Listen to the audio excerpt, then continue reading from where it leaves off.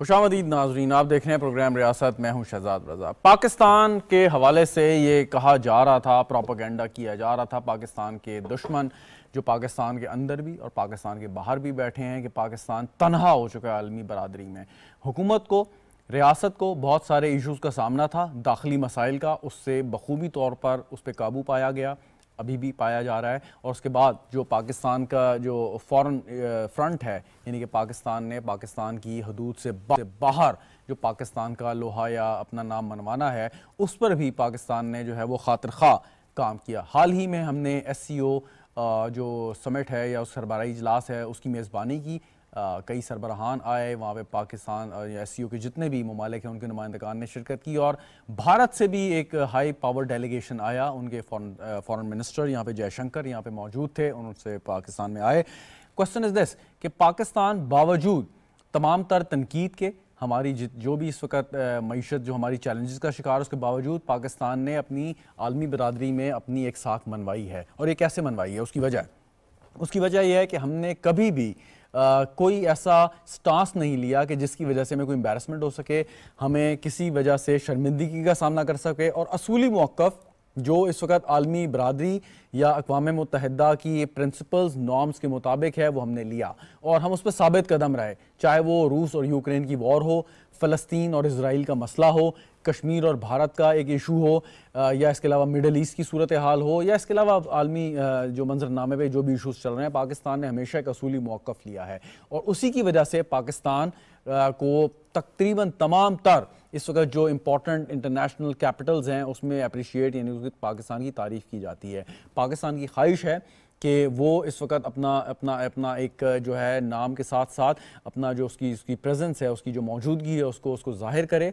और पाकिस्तान आइंदा आने वाले सालों में आलमी जो इदारे हैं उनकी भी रिपोर्ट्स हैं कि ना सिर्फ ब्रिक्स का मेंबर बन सकता है, बल्कि अगले 10-15 साल में वो G20 यानी कि दुनिया की जो 20 बड़ी मईशतें हैं उसमें भी पाकिस्तान जो है उसका शुमार होने लगेगा, अगर हम इसी रफ्तार और इसी सिमत के साथ चलते रहे। ये जल्दी भी हो सकता है कि अगर हमने अपने कार्ड्स ठीक तरीके से प्ले किए, हमने ज़्यादा मेहनत की। इसी पे आज गुफ्तगू करते हैं और इसके साथ जो जुड़े इशूज़ हैं, ख़ास तौर पे पाकिस्तान की जो मशरक़ी सरहद है उस पर क्या प्रॉब्लम्स हैं, वो कैसे रिजॉल्व हो सकते हैं, पाकिस्तान की जो मगरबी सरहद है वहाँ से हमें क्या चैलेंजेस दरपेश हैं, वहाँ पे हमें क्या काम करने की ज़रूरत है। सो हम एक बहुत ही मुश्किल जोग्राफिये में रहते हैं कि एक तरफ हमारे भारत है, दूसरी तरफ अफगानिस्तान है, तीसरी तरफ ईरान है जो बहुत सारी आलमी पाबंदियों का शिकार है।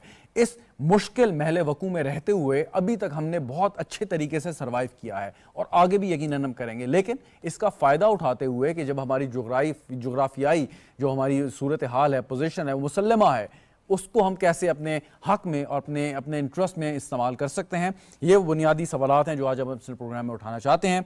स्टूडियो में ज्वाइन कर रहे हैं rear admiral retired Faisal Shah साहब, बहुत बहुत शुक्रिया सर आपका। रीमा शौकत साहब हमारे साथ मौजूद हैं, माहिर बैन-अल-अक़वामी उमूर हैं। शाहिद कियानी साहब हमारे साथ मौजूद हैं, साबिक सफ़ीर हैं, किसी तारुफ के मोहताज नहीं है। शाहिद कियानी साहब आपको भी बहुत शुक्रिया। एडमिरल साहब आपकी जानिब में आता हूँ।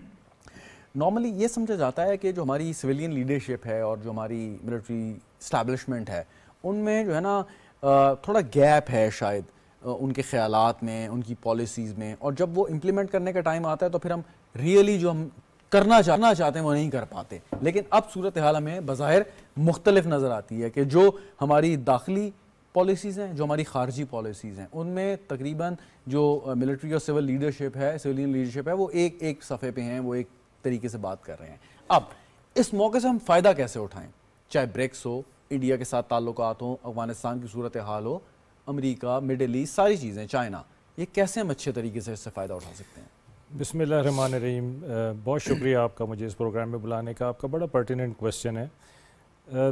देखें, जो कोई भी मुल्क होता है ना, उसकी जो असल स्ट्रेंथ होती है वो इंटरनल स्टेबिलिटी होती है। अगर वो अंदर से एक है, जुड़े हुए हैं, एक पेज पर हैं, जैसे आपने कहा हम आहंगी है, ना सिर्फ ये कि इदारों के बीच में, हुकूमत के साथ, बल्कि कौम भी ऑन बोर्ड है, तो फिर वो कंट्री बहुत स्ट्रॉन्ग तरह से दुनिया की कैनवस पे सामने आती है। तो आज हम जिस पाकिस्तान को देख रहे हैं, उस पाकिस्तान में अल्हम्दुलिल्लाह हम देखते हैं कि जो हमारे मेजर इश्यूज़ हैं उसमें हमें हम आहंगी मिलती है गवर्नमेंट, इदारे और कौम में। हमारी फ़िलहाल इकोनॉमिक सिचुएशन इतनी बेहतर नहीं है, लेकिन हम बेहतर हो रही है, उसके इंडिकेटर्स पॉजिटिव आ रहे हैं। दैट मीन्स कि हम उस तरफ काम कर रहे हैं।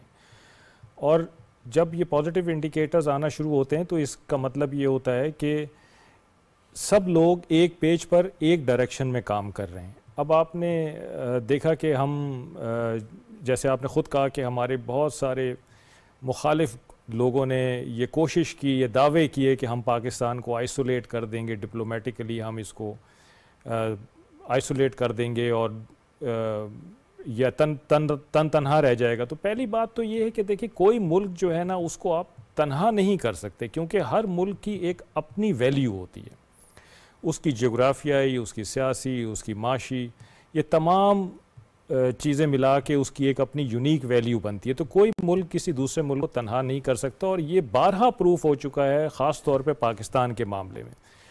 आपने देखा कि अभी रिसेंटली SCO समिट पाकिस्तान ने करवाई और बड़ी सक्सेसफुल रही।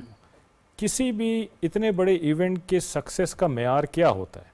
उसका मेयार ये होता है कि जिन लोगों को आपने बुलाया है वो खुश दिली से आपके मुल्क में आना चाहें, आके यहाँ पे आराम दे, उनका स्टे हो। ठीक। उसके बाद उनको एक ऐसा इन्वायरमेंट मिले जिसमें वो जो अपनी बात कहना चाहते हैं वो कहें, और फिर खुशी खुशी वापस जाएं। आपने देखा कि तमाम लीडरान ने प्राइम मिनिस्टर साहब को मुबारकबाद दी कि आपने बड़ी सक्सेसफुल, इवन जो इंडिया के एक्सटर्नल अफेयर्स मिनिस्टर थे उनका ट्वीट आपने देखा। तो इससे ये जाहिर होता है कि पाकिस्तान बहुत ज़्यादा वैलिड है, रीजन में भी अप्रिशिएट किया, और पाकिस्तानी हॉस्पिटैलिटी को उन्होंने अप्रिशिएट भी किया। मुझे ये बताइएगा कि भारत के साथ ताल्लुकात हमारे हक में या हमारे हक में नहीं है? देखें, आपकी दुनिया में चीपेस्ट ट्रेड अपने नेबर्स के साथ होती है, ये यूनिवर्सल लॉ है। तो आप अपने नेबर्स के साथ जब ट्रेड भारत के साथ ताल्लुकात हमें अच्छे करने चाहिए, चाहे सिर्फ मुआशी हो, तिजारत की हद तक हो या नहीं?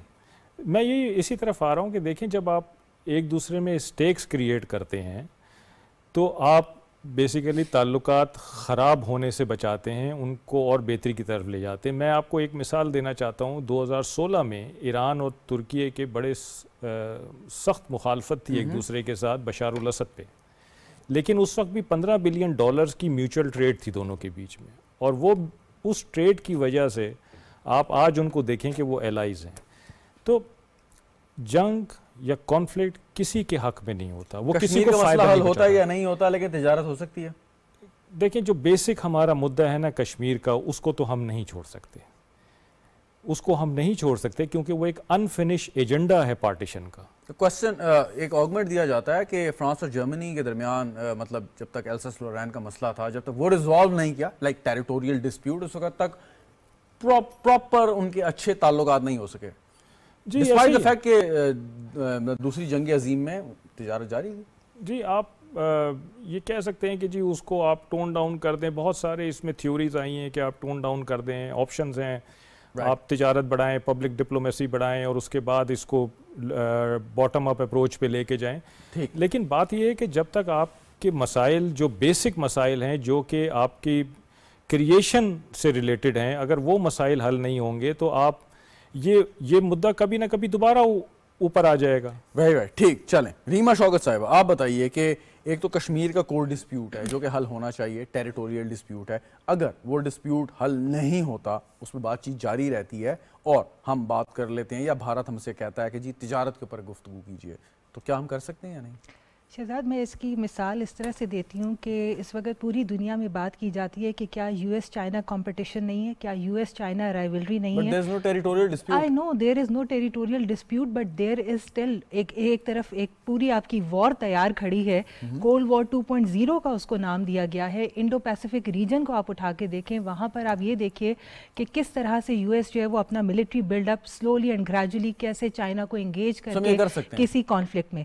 लेकिन देखिए, दूसरी तरफ हम ये भी देखते हैं कि US जैसी सुपर पावर भी अंडरस्टैंड करती है कि मईशत के बगैर आप अपना जो है वो स्टेक कहीं क्रिएट नहीं कर सकते, तिजारत के बगैर कहीं नहीं कर सकते। आप देखिए कि यूएस की सारी मार्केट्स इस वक्त अगर मेड इन चाइना प्रोडक्ट से भरी हुई हैं तो कोई वजह तो है ना कि मईशत क्यों इतनी इंपॉर्टेंट है। देखिए पाकिस्तान के लिए भी अब जो हम बात करते हैं, हमने भी ये रियलाइज़ कर दिया विद पैसेज ऑफ टाइम कि जो जियो पॉलिटिक्स से या जियो स्ट्रेटेजिक इंपॉर्टेंस अपनी जगह, जो जियो इकोनॉमिक्स है उसके ऊपर कॉम्प्रोमाइज़ नहीं होना चाहिए, बल्कि फर्दर इन्वेस्टमेंट करके हमें अपने लिए अपॉर्चुनिटीज़ क्रिएट करनी चाहिए। और सर ने जिस तरह बात की कि देखिए अगर आपकी चीपेस्ट ट्रेड अपने नेबर्स के साथ है, हम ईरान के साथ भी उसी तरह से ट्रेड करना चाहते हैं, अफगानिस्तान के साथ भी, इंडिया के साथ भी, बिकॉज वी नो कि हमारा जो पोटेंशियल मौजूद है। लेकिन अगर हमें किसी ना किसी कॉन्फ्लिक्ट में एक कॉन्फ्लिक्ट को बेस बना के अगर आप नहीं आगे बढ़ने देते, भारत हमसे तरले मिन्नतें करता रहा, शायद आज भी करता होगा, हमें मोस्ट फेवर्ड नेशन का स्टेटस दिया, जो मौशी एक टर्म है, कॉरिडोर मांगता रहा है और आज भी मांगता है कि जी हमें कॉरिडोर दें ताकि हम ईरान और अफगानिस्तान तक अपनी प्रोडक्ट्स भेज सकें। अब ये हमारे हाथ में, हमने क्या करना है कि हम एक तरफ कश्मीर या दहशतगर्दी या जो भी मसाइल हैं उसके ऊपर गुफ्तगू करते रहें, साथ साथ इन पैरेलल और साथ साथ मईशत को भी जारी रखें। इज इट पॉसिबल, या हमें पहले कोर्ट डिस्प्यूट रिजॉल्व करने होंगे और उसके बाद हम इस तरफ आएंगे? देखिए अगर डिस्प्यूट्स की बात करें तो अगर वो 7 दिहाइयों में नहीं हल हो सके तो अगर अगली 7 दिहाइयों में भी हल नहीं होने तो क्या फिर हम दोबारा आइसोलेशन की तरफ चले जाएं? We need to have a realistic approach कि अगर हम एक सॉफ्ट डिप्लोमेसी के थ्रू, आई थिंक शहजाद, अगर सॉफ्ट डिप्लोमेसी के थ्रू हम खित्ते में अगर एक पीसफुल मैसेज क्रिएट कर सकते हैं, दे सकते हैं। अभी बात हो रही थी प्रोग्राम शुरू होने से पहले, क्या करतारपुर कॉरिडोर सॉफ्ट डिप्लोमेसी नहीं है? आज पाकिस्तान ने अगर उसको इजाजत दी है, इंडिया ने ट्वीट करके उसको अप्रिशिएट किया है, इंडियन प्राइम मिनिस्टर ने, तो कहीं आपको बर्फ पिघलती हुई नजर तो आती है। ठीक, बिल्कुल ठीक। एम्बेसडर साहब, आपसे सवाल है, आपको याद होगा और उस टाइम आप यकीनन सर्विस में थे, Shaukat Aziz was the prime minister of Pakistan. ये मैं आज से आपको तकरीबन कोई 15, 16, 17 साल पुरानी बात कर रहा हूँ, और उन्होंने गुफ्तगू की और मुझे आज तक याद है कि हमें आपस में इंटर स्टेट डिपेंडेंसीज क्रिएट करनी चाहिए, यानी कि माशी तौर पे अगर हम एक दूसरे के डिपेंडेंट होंगे तो बहुत सारे ऐसे मसाइल हैं और बहुत सारे ऐसे गंभीर मसाइल हैं कि जिनको हम बासानी हल कर सकेंगे, उसके हल की तरफ जा सकेंगे। एक तरफ तो ये आर्गूमेंट है कि आप आपस में इतना अच्छा इंटरेक्शन शुरू कर दें, जैसे रीमा शौकत साहिबा ने कहा, people to people contact, Kartarpur राहदारी की एग्जांपल, मुआशी तौर पे आपका आपस का बाहमी ताउन है उसको शुरू करें, उससे कॉन्फिडेंस बढ़ेगा और बड़े मसाइल हैं उनको आप हल कर सकते हैं। दूसरा आर्गूमेंट यह है कि पहले बड़े मसाइल हल करें, उसके बाद ये लो हैंगिंग फ्रूट्स हैं इनको आप प्लग कर लें। आप क्या कहते हैं इस बारे में? देखिए जी, सबसे पहले तो जब आप कश्मीर की बात करते हैं, मैं आपको एक बड़ी इंपॉर्टेंट बात बताऊं, कोई भी नहीं कहता ना इंडिया उसकी एक्सपेक्टेशंस होंगी कि जी पाकिस्तान इसे कॉम्प्रोमाइज कर देगा। ये जो हमारा एक स्टैंड है इसके ऊपर, कश्मीर डिस्प्यूट के ऊपर, ये, लेकिन एक चीज याद रखें कि इसके अंदर कश्मीर डिस्प्यूट को रिजॉल्व करने के लिए 3 पार्टीज हैं, Kashmiri themselves, India and Pakistan. जब तक इंडिया और पाकिस्तान इस पर बातचीत नहीं करेंगे, there will be no move. ये तो आपको समझना चाहिए, ठीक है जी। अभी जो आ जाए इसके ऊपर थोड़ा सा, ये जो कॉरिडोर के ऊपर है, ये जो आप समझते हैं कि एकदम से ये नहीं हुआ, ये जो LOC के ऊपर गन्स हैव गॉन साइलेंट, बड़ा अच्छा ये आर्मी का एक ये था, एक मूवमेंट थी कि इसको करें, ये एक मैसेज था टू इम्प्रूव रिलेशन। फिर ये भी करतारपुर कॉरिडोर का, इसकी एक बैकग्राउंड है, छोटी सी सुन लीजिएगा। वो ये है कि आप ये देखें कि जो इंडिया में इलेक्शंस हुई वो सेटबैक हुई, वो इतना इलेक्शन जीत नहीं सके। फिर जो कश्मीर के अंदर इलेक्शंस हुई, that's what setback to BJP. अब दूसरा, ये जो सिखों के साथ मसला मसाइल बाहर खड़े हुए में, जिसके अंदर इंडियन गवर्नमेंट इन्वॉल्व है, ये एक मैसेज है, this is a soft message to the Sikhs and to Pakistan कि हम इंप्रूव करना चाहते हैं रिलेशंस आपके साथ। और पीपल, जब से ज्यादा जो पीपल टू पीपल कॉन्टैक्ट से बड़ी चीज प्रेशर ग्रुप नहीं होता। तो मैं ये समझता हूँ कि it's a good move on part of India and Pakistan, quite diplomacy behind the scenes to push this thing। ये बहुत बड़ा जबरदस्त एक मैसेज है। और क्योंकि अभी ये जो SCO समिट में जो उनके फॉरेन मिनिस्टर आए थे, मैं समझता हूँ he was given a very dignified welcome by the host government Pakistan। और मैसेज उनको ये गया कि भाई we cannot emulate, आपको नहीं कर सकते जो आपने हमारे फॉरेन मिनिस्टर के साथ किया था, ये भुट्टो साहब के साथ। तो मैं डायरेक्ट क्वेश्चन कर लूं एक आपसे, अगर आप इजाजत दें? जी जी जी प्लीज। इंडिया के साथ तिजारत करें या ना करें? बिल्कुल करनी चाहिए और ये बहुत ज़रूरी है जिस तरह एडमिरल साहब ने कहा है। लेकिन इसके लिए मैं बात बताऊं, जब ये लोग कहते हैं ना जी फ्री ट्रेड एग्रीमेंट की जाए, इसके लिए हमें अपना होमवर्क करना चाहिए, बहुत बहुत इंपॉर्टेंट होमवर्क करना, कि क्या जब आप फ्री ट्रेड एग्रीमेंट कर लेंगे तो क्या आपकी जो प्रोडक्ट्स हैं वो दे be impacted. Free trade agreement is a long shot. India ने एक स्ट्रेटजी है। मैं सिर्फ सवाल ये कर रहा हूं कि हमें अपनी प्रोडक्ट्स वहां भेजनी चाहिए, वहां से सस्ती प्रोडक्ट्स या गुड्स जो हैं वो वापस लेनी चाहिए या नहीं? सिंपल। देखिए जी, चॉइस जो है आवाम को देनी चाहिए। आपको पता है कि हम स्मगल्ड चीजें ले रहे हैं, वो भी ले रहे हैं, दुबई से खरीद रहे हैं।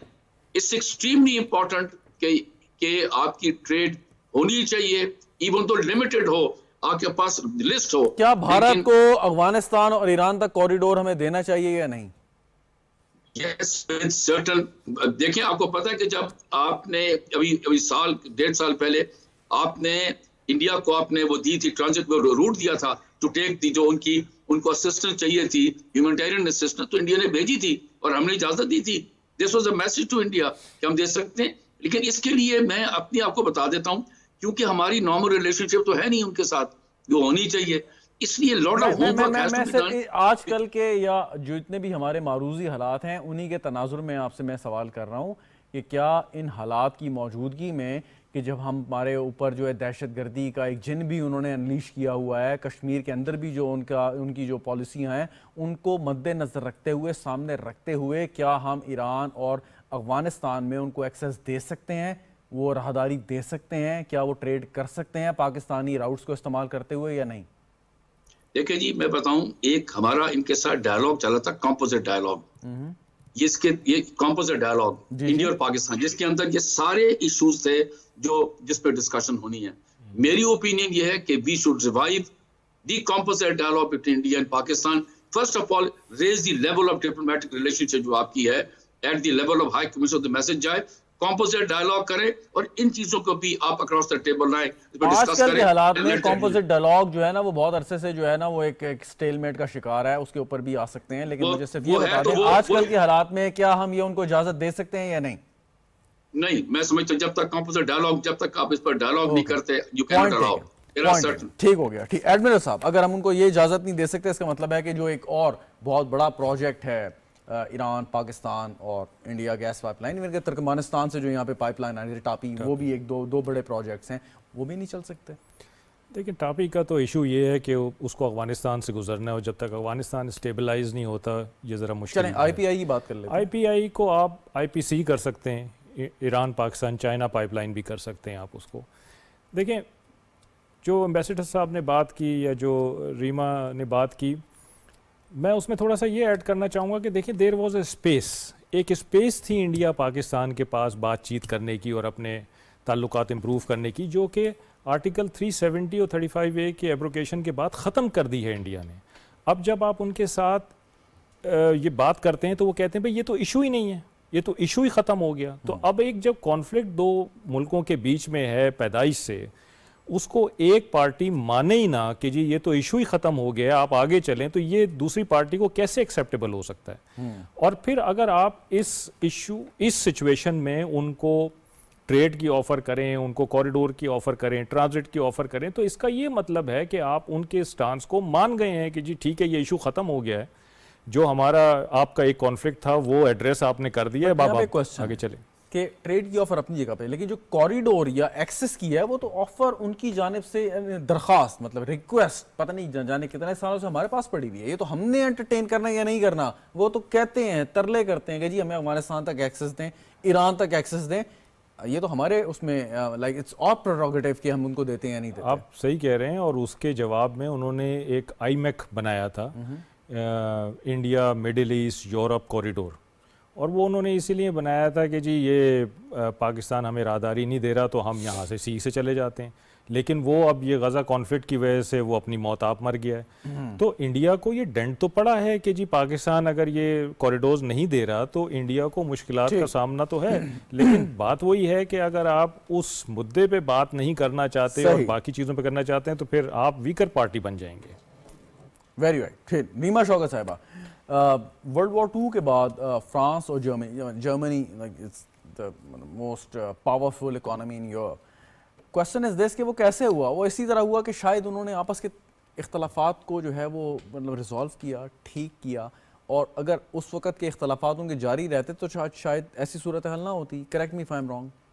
जी आप सही कह रहे हैं। और जो अभी तक गुफ्तगू हो रही है, इससे जो एक चीज़ मैं अखज़ कर पाई हूँ, देखिए हमें अपनी स्पेस नहीं छोड़नी। जब हम अपनी स्पेस छोड़ेंगे किसी और के लिए, वहाँ पर वो आके अपने स्टेक्स क्रिएट करेगा। देखें कॉरिडोर देने की बात हो रही है, पाकिस्तान ने नहीं दिया, क्यों चाइना बार बार हमारे ऊपर जो है वो BRI के थ्रू, अब हम ब्रिक्स की भी बात कर रहे हैं, SCO समिट में भी बार बार रीजनल कनेक्टिविटी की बात हो रही है। देखिए कहीं ना कहीं रीजनल की कनेक्टिविटी के लिए रीजनल स्टेबिलिटी और रीजनल पीस बहुत इंपॉर्टेंट है। अगर क्वेश्चन, सॉरी आपकी बात काट रहा हूँ, भारत जो है वो अनकरीब G8 में आने का ख्वाहिशमंद है। हम जो है कुछ अरसे बाद जो है G20 में आ जाएंगे यकीनन, अगर हमारी मईशत इसी तरीके से जिस सिमत में आज चल रही है चलती रही। लेकिन वो कैसे मुमकिन होगा जब तक आपके जो नेबर्स हैं या रीजनल कॉन्फ्लिक्ट्स हैं ये रिजॉल्व नहीं होंगे? तो ये ख्वाब कैसा, ना भारत अपना वो ख्वाब पूरा कर सकता है, ना शायद हम कर सकते होंगे। देखिए भारत के, अब देखिए जो बात हो रही थी, अब हम बार बार ये बात करते हैं ना कि हम, भारत जो है वो बलूचिस्तान में इंसर्जेंसी में इन्वॉल्व है, हमें इतने सारे शवाहिद मिलते हैं, हम डोजियर्स ला के सामने रखते हैं। तो जब ये सारी बातचीत हो रही होती है, आप जब कॉरिडोर्स क्रिएट करने की बात कर रहे होते हैं, तो हम भारत को मुंह तोड़ जवाब देने की भरपूर सलाहियत रखते हैं, सब कुछ करते हैं, लेकिन जो इंटरनल स्टेबिलिटी है वो भी बहुत इंपॉर्टेंट है। यहाँ पे एक और सवाल पैदा हो गया कि अगर भारत को ये लगेगा कि उसके इकोनॉमिक इंटरेस्ट पाकिस्तान के साथ इंटरलिंक्ड हैं, तो वो बलूचिस्तान में या पाकिस्तान के दीगर इलाकों में जो दहशतगर्दी इस वक्त फैला रहा है वो क्या रुक जाएगा या नहीं? भारत तो नहीं रुकेगा, लेकिन कहीं ना कहीं अगर आप इकोनॉमिक पावर बनते हैं, अपने आप को इकोनॉमिकली इतना वायबल और पोटेंशियली आप एक रीजन में एक पावर के तौर पर उभरते हैं कि भारत भी मजबूर हो जाए कि उसने वाकई आपके साथ, अगर भारत ये समझे कि स्टेबल बलूचिस्तान उसके इंटरेस्ट में है, एक तरफ अगर स्टेबल बलूचिस्तान उसके इंटरेस्ट में है कि बलूचिस्तान में बिल्कुल अमन हो जाएगा और वो जो हरकत इस वक्त कर रहा है वो नहीं करेगा तो उसको इकोनॉमिकली फायदा होगा, तो क्या भारत रुकेगा? इंडिया जो है वो इस तरह की जो चीजें हैं वो वहां पर बीजेपी की जो गवर्नमेंट है, अभी सर ने भी बात की इलेक्शंस में जो उन्हें सेटबैक लगे हैं, उन्होंने कहीं ना कहीं रियलाइज किया। ये देखिए कि भारत और चाइना का भी कॉन्फ्लिक्ट है, कहीं ना कहीं अगर भारत को रास्ता चाहिए होगा तो वो ईरान में चाबहार के थ्रू भी अपनी जो ट्रेड है उसको बेहतर कर सकता है। रियलाइजेशन हमारे एंड पे ज्यादा जरूरी है, इंटरनल स्टेबिलिटी हमारे एंड पे ज्यादा जरूरी है। अगर हमने इन तमाम रीजनल पावर्स के साथ रह के इंटीग्रेशन, इकोनॉमिक इंटीग्रेशन जो है ना वो बड़ी इंपॉर्टेंट है, जिसके ऊपर हमने काम करना है। ऑलराइट, एम्बेसडर साहब ये फरमाइएगा कि इस वक्त अमेरिका और यूरोपियन यूनियन दो सबसे बड़े ट्रेडिंग पार्टनर है पाकिस्तान के, जिनका जो बैलेंस है, बैलेंस ऑफ ट्रेड, यानी कि वो हमारे हक में है, यानी कि हम जो तिजारत करते हैं तो हम फ़ायदे में रहते हैं, हम ज़्यादा मुनाफा कमाते हैं उनके साथ तिजारत करके, अमेरिका और यूरोपियन यूनियन। अब ब्रिक्स के साथ भी हमने शमूलियत इख्तियार करने का इरादा रखा है। अब ब्रिक्स जो है इसके बारे में आप मुझे बेहतर या हमारे नाज़रीन को बता सकते हैं, इसके बारे में यही कहा जाता है कि वो एंटी यानी कि अमेरिका या उनके जो इकोनॉमिक इंटरेस्ट हैं उसके हवाले से एक अलायंस है, यानी कि उनका राइवलरी नहीं होगी, लेकिन ये कि उनका जो अपना एक इन्फ्लुएंस है वो उनसे कंपैटिबल नहीं है। तो अगर हम इसके मेंबर बनते हैं तो हमारी जो यूरोपियन यूनियन अमेरिका के साथ ट्रेड है इस वक्त वो कितनी मुतासर हो सकती है, नहीं हो सकती, और इससे में कितना फायदा होगा? कॉस्ट बेनिफिट एनालिसिस में चाहता हूँ आप निकाल के दीजिए। देखिए बात यह है कि अब नाउ यूनाइटेड स्टेट्स को भी पता है मल्टीपोलर वर्ल्ड है, अब वो पुराना वाला मामला तो है नहीं। पाकिस्तान का मौकफ जो है, even the Americans know it, we are not against any power के जी यूनाइटेड स्टेट्स को जो अंडरमाइन कर दिया जाए, we are in no position to do that. उसकी देयर इज अ रीजन। देखिए वी आर, जिसे कहते हैं रियलिस्ट, कि जितनी इंटरनेशनल फाइनेंशियल इंस्टीट्यूशंस हैं उससे हम हेल्प लेते हैं behind the scenes, United states की बड़ी उसकी हम उनसे कहते हैं, उनकी हेल्प लेते हैं फाइनेंशियल इंस्टीट्यूशंस को।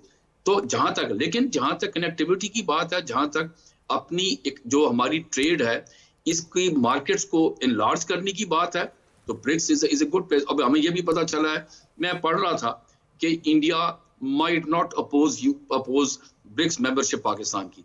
Pakistan has to look for new markets. अभी मैं आपको थोड़ी मिसाल देता हूँ, मैंने अफ्रीका में पोस्टिंग काटी है, मैंने साउथ ईस्ट एशिया में मार्केट पोस्टिंग काटी है। हमारे businessmen for some reason do not venture into those places, जाते ही नहीं है, बस यही मार्केट ढूंढते हैं।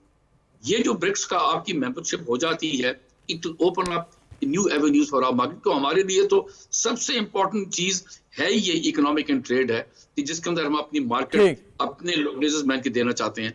और फिर number 1, number 2, it also provides us an opportunity on the sidelines to talk to India and other big powers. ये बड़ी जरूरी चीजें हैं। वेरी वेरी नंबर साहब, point well taken. Doctor Khaqan Najeeb हमारे साथ मौजूद हैं, हमारे माशियात हैं, किसी तारुफ के मोहताज नहीं है। डॉक्टर साहब बहुत बहुत शुक्रिया आपका हमें ज्वाइन करने का। एक वक्फा मुझे लेना है, उसके बाद डॉक्टर साहब आपकी जानिब में आता हूँ। नाज़रीन वक्फा लेते हैं, वक्फे के बाद गुफ्तगू जारी रहेगी, साथ रहिएगा।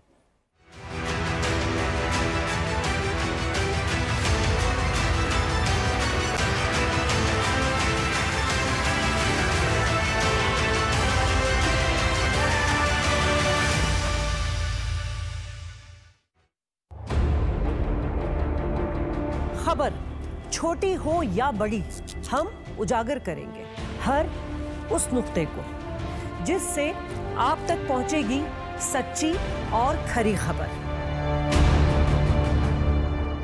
सियासत, मईशत, इक़्तिदार के ऐवानों से लेकर अवाम के ज़हनों तक।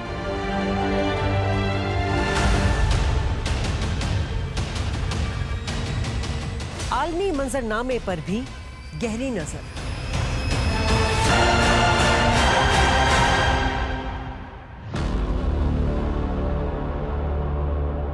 देखते रहिए प्रोग्राम नुक्ते एतराज शाजिया खान के साथ, सिर्फ पीटीवी न्यूज पर। कारोबार और सरमायाकारी के लिए हुकूमती काविशें और पॉलिसी, क्या सिमत दुरुस्त है? पाकिस्तानी मसनूआत की इंटरनेशनल मार्केट में मुनफरिद पहचान क्यों जरूरी है? आलमी मईशत और खित्ते में मौसर शराकत दारी, पाकिस्तान को क्या करना होगा? क्या हमारी इंपोर्ट और एक्सपोर्ट में तवाजुन है?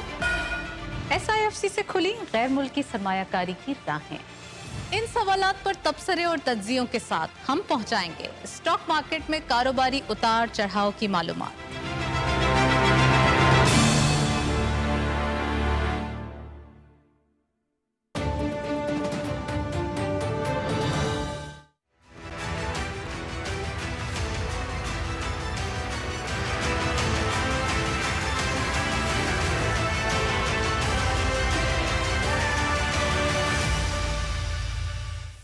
खुशामदीद नाज़रीन, प्रोग्राम में एक बार फिर रीमा शौकत साहिबा, रियर एडमिरल फैसल शाह साहब, शाहिद कियानी साहब हमारे साथ मौजूद हैं और खाकान नजीब साहब ने भी हमें ज्वाइन किया। ब्रेक से पहले बहुत बहुत शुक्रिया खाकान साहब, एक दफ़ा फिर आपका। गुफ्तगू हो रही है पाकिस्तान की मुआशी सूरत हाल, इस वक्त जो हमारे नेबरिंग कंट्रीज़ के साथ ताल्लुकात हैं, ब्रिक्स में शमूलियत के हम ख्वाहिशमंद हैं। क्वेश्चन इज़ दिस कि हम एक तरफ तो दाखिली उमूर पर बात कर रहे हैं, कोशिश कर रहे हैं, मईशत हमारी सही सिमत में है, IMF के साथ एग्रीमेंट हमारा हो गया है। अब आगे आप क्या समझते हैं कि हमें कौन कौन से स्टेप्स लेने हैं? IPPs के साथ जो हमारे अच्छे मुआहदे नहीं थे उनको हम ख़त्म करने जा रहे हैं या ख़त्म कर दिए हैं। सो अब हमें आगे कुछ ऐसे स्टेप्स लेने हैं कि जिससे हमारी मईशत जो है वो एक नेक्स्ट लेवल पे चली जाए। व्हाट आर दोस स्टेप्स और हमें किस तरीके से लेने पड़ेंगे? डॉक्टर साहब। बिस्मिल्लाहिर्रहमानिर्रहीम। देखिए, एक बात तो बिल्कुल क्लियर है कि अगर कोई भी इकॉनमी 24th टाइम IMF के पास गई हो, और मैं हमेशा समझाने की कोशिश करता हूं कि IMF is the doctor of the ICU, it's the lender of the last resort. अगर आप 24वीं बार उनके पास गए हैं तो there is something that you are not doing right for the last 77 years, because every second year we were at the door steps. अब पाकिस्तान को एक टाइम और एक स्पेस मिली है शहजाद, ये सबसे इम्पॉर्टेंट गुफ्तगू है पाकिस्तान के लिए। इस वक्त को और इस स्पेस को, वक्त से मतलब ये है कि 3 साल एक तरह से आपका किसी तरह का भी जो बैलेंस ऑफ पेमेंट्स का यानी कि एक्सटर्नल का क्राइसिस है वो डिफर हो गया है, आपका डिफॉल्ट का रिस्क जो है वो डिसअपियर हो गया है। स्पेस से मतलब ये है कि आपके 26 अरब डॉलर इस साल या 20-22 अरब डॉलर प्लस करंट अकाउंट वो फाइनेंस हो गया है, अगले साल 20-22 अरब डॉलर वो फाइनेंस हो जाएगा। सो यू हैव दी, जिसे कहेंगे एक स्टेबिलिटी आ गई है, इन्फ्लेशन डाउनवर्ड ट्रेंडिंग है, इंटरेस्ट रेट नीचे आ सकता है। पाकिस्तान अभी 17.5 है, मेरे ख्याल में मिनिमम 2%, 2.5% कम हो जाना चाहिए। पाकिस्तान का बैरूनी खसारा जो है पहले क्वार्टर का संभल गया है, रेमिटेंसेस ने उसमें एक बहुत बड़ा रोल प्ले किया। डॉक्टर साहब, ये सारी चीजें अगर इतनी पॉजिटिव जा रही हैं, इतनी अच्छी जा रही हैं, तो हमें भारत से ताल्लुकात बेहतर करने की क्या जरूरत है? सब कुछ ठीक जा रहा है, ताल्लुकात वैसे ही नहीं, जब तक कश्मीर का मसला नहीं होता तो हम तो ताल्लुकात ठीक नहीं करते। So I'm really glad that you asked, right? So Shahzad, this is given you time and space. इसका बिल्कुल ये मतलब नहीं है कि एनर्जी सेक्टर का जो 600 अरब का नुकसान है इस साल वो नहीं होगा।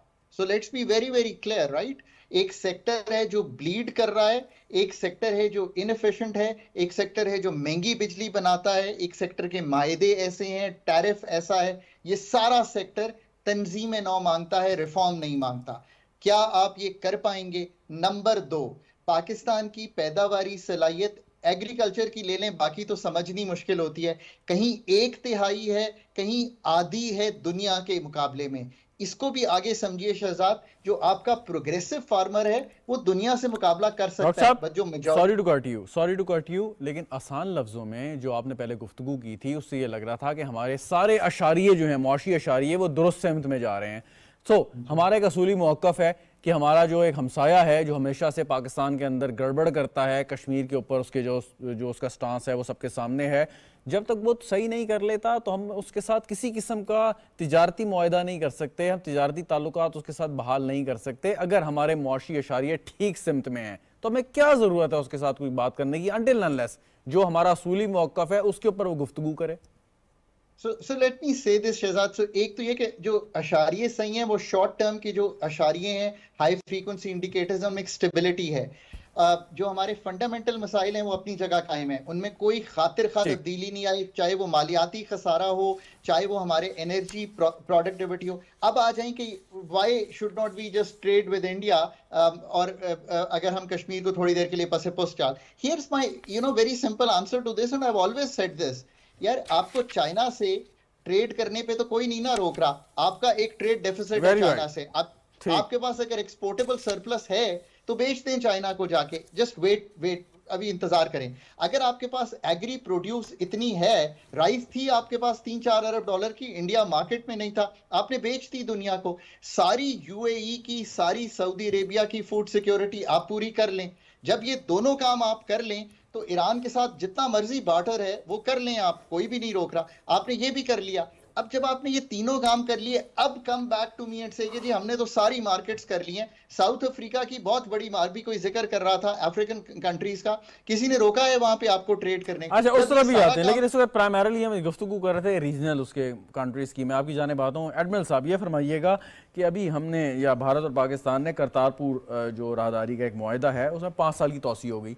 वहाँ से यात्री आएंगे पाकिस्तान, यहाँ पे जो भी उनकी ज़ियारत है वो करेंगे और उसके बाद वापस लौट जाएंगे। डिस्पाइट द फैक्ट कि जो हमारे कोर इश्यूज़ हैं वो अपनी जगह पे कायम हैं, लेकिन पाकिस्तान ने एज ए गुडविल जेस्चर इजाज़त दी, भारत ने भी उसको ऑनर किया, एग्री किया। जब करतारपुर के ऊपर आपका एग्रीमेंट हो सकता है तो क्या बावजूद इसके कि आपके कोर डिस्प्यूट अपनी जगह मौजूद रहें, दीगर इशूज़ पे नहीं हो सकता? देखिए, करतारपुर की जो अहमियत है ना, वो उसको इस तरह से देखना चाहिए कि ये इंसान जहाँ कहीं भी होते हैं ना, उनमें रिफ्ट्स होती हैं, प्रॉब्लम्स होती हैं। आपने देखा कि यूके में भी नस्ली फसादात हुए, आपने देखा कि और मुख्तलिफ़ जगहों पे भी नस्ली और रिलीजियस प्रॉब्लम्स होती हैं। इंडिया में भी होती हैं, पाकिस्तान में भी होते हैं। देखने की ज़रूरत ये होती है कि गवर्नमेंट लेवल पे उनको क्या पैट्रोनेज हासिल है कि नहीं है। जो फ़र्क हमारे यहाँ और इंडिया में है वो ये है कि हमारे यहाँ बेशक इस तरह के इंसिडेंट्स और एक्सीडेंट्स हुए हैं जिसमें रिलीजियस माइनॉरिटीज़ के ख़िलाफ़ कुछ एक्शंस हुए हैं, लेकिन उसमें हमारी गवर्नमेंट कभी इन्वॉल्व नहीं रही, ना गवर्नमेंट की पैट्रोनेज रही है।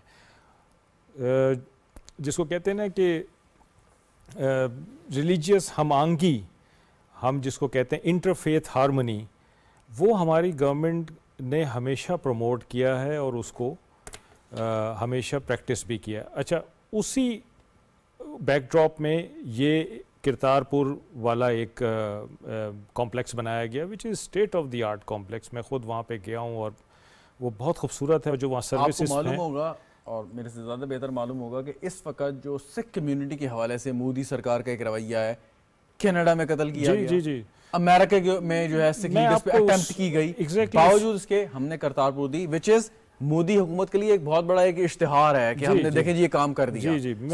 अगर ये हो सकता है तो बाकी मामलात पे गुफ्तगू नहीं हो सकती?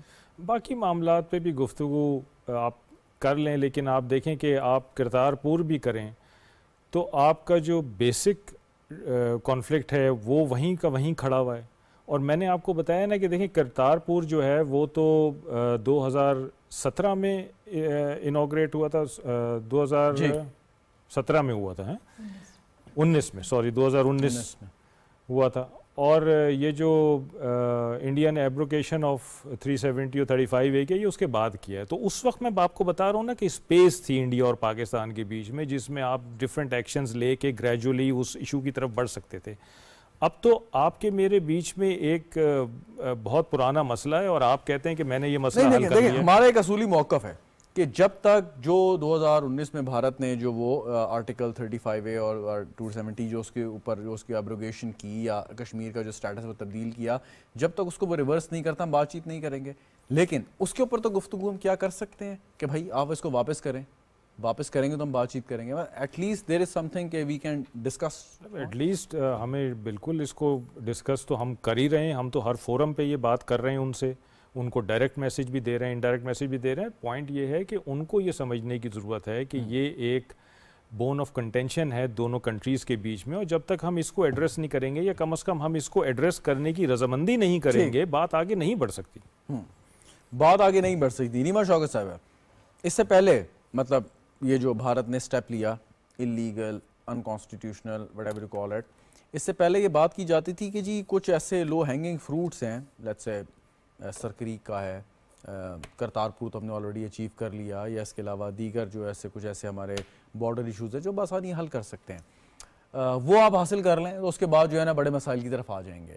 सो यू थिंक कि अभी थोड़ी देर के लिए इस कश्मीर की सूरत हाल को साइड पर रखें, क्या वो लो हैंगिंग फ्रूट्स वाला फार्मूला एप्लीकेबल है या नहीं है? बिल्कुल है शहजाद, और जिस तरह से मैं ये समझती हूँ कि आपने बात की कि सरक्रीक का मसला है, देखिए कई दफ़ा हम ख़बरों में ही सुनते हैं कि वहाँ के माहीगीर या हमारे माहीगीर वहाँ चले गए, इंडिया से माहीगीर यहाँ आ गए। आप ये देखिए पाकिस्तान उनके साथ क्या ट्रीटमेंट करता है और इंडिया क्या ट्रीटमेंट करता है। अच्छा, रिलीजियस टूरिज़म, हम सॉफ्ट डिप्लोमेसी की बात कर रहे थे। देखिए religious tourism is one way which can be adopted. बहुत कम लोगों को पाकिस्तान में भी ये इन्फॉर्मेशन है कि बलूचिस्तान में एक ऐसी रिलीजियस साइट है जिसको नानी का मंदिर कहा जाता है, और वो उनकी इंडियन माइथोलॉजी में वो तीसरे नंबर पर है। जिस तरह हमारे नज़दीक अगर मक्का है और मदीना मुनव्वरा है तो उनके नज़दीक इसकी वो अहमियत है। वाई नॉट पाकिस्तान एक ऐसा स्टेप ले कि वो जो नानी का मंदिर है, बहुत सारे हमारे विद इन पाकिस्तान जितने हिंदू हैं वो उसको हर साल अपने जो पिलग्रिमेज के लिए जाते हैं, मार्च अप्रैल में उनका फेस्टिवल होता है, उससे हमारी इतनी अपनी इंटरनल इकोनॉमी इतनी बेहतर होती है। तो अगर पाकिस्तान एक रिलीजियस टूरिज़म को प्रमोट करने के लिए, देखिए करतारपुर कॉरिडोर से एक और चीज़ जो हमें मिली, हमने वीज़ा फ्री जो सिख यात्री यहाँ पर आते हैं, इस वक्त हमें पता है कि कनाडा में जो सूरत हाल है, इंडिया को इंटरनेशनली कितना जो है वो एक सेट बैक मिला है सिखों की तरफ से। अगर पाकिस्तान इस अपॉर्चुनिटी को अवेल करता है, बहुत सारे हमारे ज़ायरीन हैं जो अजमेर शरीफ जाना चाहते हैं, इंडिया में भी ऐसी दरगाहें मौजूद हैं, रिलीजियस साइट्स हैं जो कि आप विजिट करना चाहते हैं, तो वाई नॉट। ये जो लो हैंगिंग फ्रूट्स हैं ये इसी तरह आते हैं। मीडिया इज़ वन प्लेटफॉर्म, बजाय इसके कि सोशल मीडिया के थ्रू हम इतने, हमारा जो यूथ बल्ज मौजूद है, पाकिस्तान के यूथ को आप ले लें, वाई नॉट कि हम सिवाय बैशिंग के, ठीक है जी हम मानते हैं कि इंडिया हमारे साथ बहुत जगह पे ज्यादती करता है, सब कुछ करता है, लेकिन क्या पाकिस्तानी यूथ में इतना पोटेंशियल मौजूद नहीं है कि हम उनको जवाब दे सके और हम अपनी एक जो बेस्ट हमारे पास प्रोडक्ट मौजूद है वो हम शोकेस करें और दुनिया को बताएं। Very right. एम्बेसडर साहब, लास्ट ईयर हमने दरख्वास्त दी थी ब्रिक्स में बाकायदा बाज़ाब्ता शमूलियत के लिए। आपके ख्याल में जो पेस है, जो सिचुएशन है, कब तक हम इस इम्पोर्टेंट फोरम के मेंबर बन सकते हैं? मैं जरा पहले, इससे पहले मिस रीमा ने जो बात की है रिलीजियस टूरिज्म की, इसके बारे में अगर इजाजत दें तो मैं जस्ट ऐड फ्यू थिंग्स। ये पॉजिटिविटी की बात मैं करता हूँ, ये आप देखें कि इसके बावजूद कि जी सिक्योरिटी नहीं है, ये नहीं है, वो नहीं है, फॉरेन ऑफिस ने अबाउट 2 months बैक एक बुद्धिज्म के ऊपर बहुत बड़ी एक सेमिनार करवाया 3-4 दिन का, and I attended it, rather I wrote an article on that also. अब यकीन करें कि पूरी डिप्लोमेटिक कोर वहां थी, बाहर से इतने बड़े स्कॉलर्स आए, और ये एक ग्लोब के ऊपर पता चला लोग कि ना हमारी जो इमेज थी पब्लिक डिप्लोमेसी की, बताया गया कि कई आए एम्बेसडर कि अच्छा जी पाकिस्तान के अंदर इतना बड़ा ये एक वो है, क्या कहते हैं, सेंटर है बुद्धिज्म का, और जितने वो बड़े बड़े जो थे लीडर्स थे, religious leaders from Thailand, from Vietnam, from other places they came, तो ये एक चीज हमारे पास बहुत बड़ा ये है, ये दिस इज सम ट्रेजर हमारे पास है। फिर आप देखिए कि हमारे पास अभी जिस समय रीमा ने कहा था, हिंदूज का जो जहां पर है, क्या कहते हैं, रिलीजियस साइट्स हैं, look at the number of 6 यहाँ पर जो श्राइन्स हैं, look at the number of churches we have। so हमारे पास ये चीज है जिसको हम अपनी इमेज को इम्प्रूव कर सकते हैं बाय लिसनिंग। जहां तक बात की आपकी ब्रिक्स की, मेरी ओपिनियन ये है कि जो हमें पता लगा कि ये जो अभी यहाँ पर SCO में होकर गए हैं, देयर इज ए पॉसिबल, क्योंकि इंडिया चाहता भी है, अगर आप देखें तो आप आजकल जो a country can not fight on all fronts, you can not, अपने टेरिटरी ऑफ ज्योग्राफी है, नेबर्स को आप नेबरहुड चूज नहीं करते। चाइना के साथ इंडिया का बहुत बड़ा मसला खड़ा हुआ, 2000 माइल्स का तो उन्होंने इलाका कब्जा किया है। ये जो 2020 ब्रिक्स में शामिल होने से क्या फायदा होगा, कब शामिल होंगे और क्या फायदा होगा, कोई बताइए, वक्त की जरा कमी है।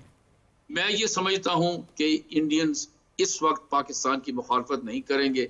अच्छा, they would allow Pakistan to become member, और there is a possibility कि इंडियंस मुखालफत नहीं करेंगे, मतलब ये तो बड़ी एक जबरदस्त और एक मतलब मुनफरिद बात आपने मेरी ओपिनियन है मुनफरिद है ना, यकीनन मैं कह रहा हूं, it's a unique opinion and I really want to ask. उसमें रीजन है रशिया और China, behind the scene, after all Russian और चाइनीज की भी तो वहां पर वॉइस है बड़ी।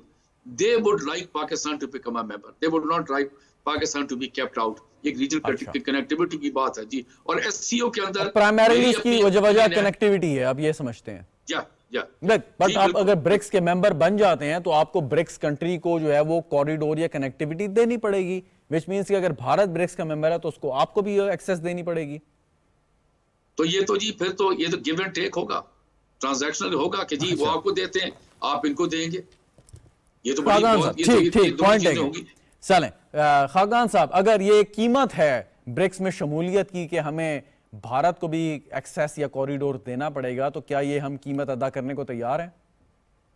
देखिए अभी उन्होंने 6-7 नई कंट्रीज ऐड की थी last time, Argentina, Egypt, Ethiopia, Iran, Saudi Arabia, UAE। So it's not just के ब्रिक्स के साथ हमें मतलब ट्रेड जो होगी वो सिर्फ इम्प्रूव करेगी इंडिया के साथ। पाकिस्तान को एक रशिया, चाइना जो कि 2 मेन उसमें से हैं कंट्रीज, उनके साथ बहुत फायदा होगा। और फिर but the question is this कि जब आप ब्रिक्स के मेंबर बनेंगे तो आपको वो तमाम तर सहूलियात ब्रिक्स के मेंबर अपने मेंबर कंट्रीज को देनी पड़ेंगी, विच मींस कि अगर भारत उसका मेंबर है तो उसको आप वो फैसिलिटी आपको उसको भी एक्सटेंड करनी पड़ेगी। जी, पर वो तो मतलब बायलैटरल होगी ना, कि हम उनको करेंगे वो हमको करेंगे। सो बड़ी मार्केट क्या है, क्या इंडिया बहुत बड़ी मार्केट नहीं है? आई मीन मतलब अगर ऐसा ही बात होती है, आई मीन देखें रिलेशनशिप्स जो हैं वो reason, you can't define your geography, it's defined. But as I always say that जो SCO का भी अगर आप इनिशियल चार्टर पढ़ेंगे तो आपको दिखाई देगा good neighbourliness is a key area. So we have to live in this area. Everyone has to realize that we have to live within these confines. But मैं बार बार कहता हूँ कि पाकिस्तान, हम बहुत उलझने की कोशिश करते हैं अपने ट्रेड कॉरिडोर्स में। पाकिस्तान का ट्रेड कॉरिडोर अगर दूसरी तरफ से लेके नीचे समंदर तक है, अगर वो एक्सप्लॉइटेड है तो जरूर मतलब ये सारी बहस ठीक हो सकती है। चाइना से लेके नीचे तक अगर एक्सप्लॉइटेड है तो ठीक हो सकती है, अगर UAE एक्सप्लॉइटेड है। सो जहां तक हम इन रीजन्स को ज्वाइन करते रहें, दैट्स वेरी बेनिफिशियल। हमने SCO को भी ज्वाइन किया। जी आप मुकम्मल कर लें डॉक्टर साहब। जी, हमने SCO को भी ज्वाइन किया, और बाकी जो low hanging fruits of course India के साथ है, वो तो देखिए ना कई लेवल पे हैं। ऐसे तो नहीं है कि डिप्लोमेसी जो है वो इंडिया के साथ नहीं हो रही, वो तो होती ही है। अभी चैंपियंस ट्रॉफी है, इंडिया ने खेलने आना है, उनके साथ इस पे बातचीत होगी। अभी बायलैटरल की बजाय अगर मल्टीलैटरल फोरम्स देखें, SCO पे मुलाकात हुई है, फिर अगर ये ब्रिक्स का आई थिंक अक्टूबर में एक फोरम आने वाला है, वहां पे मुलाकात होगी। सो ये चीजें, फिर एक वाटर की ट्रीटी है जिस पे बहुत सी बातें होती हैं, आपको मालूम है कि ये एक बहुत बड़ा डिस्कशन है। So there are many avenues, some of dispute that there is engagement that takes place. अगर इंडिया ने मतलब ग्लोबल पावर बनना है या सो कॉल्ड एशियन टाइगर बनना है एडमिरल साहब, तो पाकिस्तान के साथ उसको ताल्लुकात बहरहाल अच्छे करने पड़ेंगे। जब तक नहीं करेगा वो उसका ख्वाब पूरा नहीं हो सकता। ये अक्ल भारत की लीडरशिप को, चाहे मोदी सरकार है या कांग्रेस आ जाए, ये आ सकती है या नहीं आ सकती? मेरा ख्याल है कि ये सूनर द बेटर वाली बात है कि अगर उनको ये चीज़ समझ आ जाए कि कि ये उनके अपने हक़ में बेहतर है कि वो अपने तमाम नेबर्स के साथ ताल्लुकात को बेहतर करें और रीजन को आगे लेके चलें। इस चीज़ को वो भी समझते होंगे यकीनन, या नहीं? समझते अगर हैं भी तो उनके कहते हैं ना actions speak louder than the words, तो उन एक्शंस में उनके ये चीज़ नज़र नहीं आती। अगर वो की ऐनक पहनी हुई उतारनी पड़ेगी जी, अगर ये समझते हैं कि जी हम अपने नेबर्स को पिन प्रिक करते रहेंगे और उससे वो हमारे सब्जुगेटेड रहेंगे, तो ये उनकी गलत फहमी है बेसिकली। उसमें वो खुद भी नहीं आगे बढ़ सकेंगे, ड्रैग होते रहेंगे। आप चाइना की मिसाल देखें कि चाइना के अगर कोई डिस्प्यूट्स भी हैं, चाइना भी बड़ा भाई है, तो उसने दिल भी अपना बड़ा रखा हुआ है। That's true. इंडिया चाइना की $100 बिलियन से ज़्यादा की ट्रेड है, और आप देखें कि उनका बॉर्डर इशू भी है। तो ये इंडिया को भी देखना पड़ेगा कि मैंने अपने सारे नेबर्स के साथ कैसे ताल्लुकात रखे हुए हैं, और क्या इस सिचुएशन में मैं खुद ग्रो कर सकता हूँ, क्या मैं उधर पहुँच सकता हूँ जहाँ मैंने पहुँचना है। ठीक ठीक, बिल्कुल सही। बहुत बहुत शुक्रिया आपका एडमिरल साहब, हमारे साथ आप मौजूद थे। रीमा शौकत साहिबा, शाहिद कियानी साहब, खाकान नजीब साहब, आप दोनों हजरात का भी बहुत बहुत शुक्रिया। नाज़रीन, गुफ्तगू आपने सुनी, प्रोग्राम देखने का आपका भी शुक्रिया। इजाज़त दीजिए, खुदा हाफ़िज़।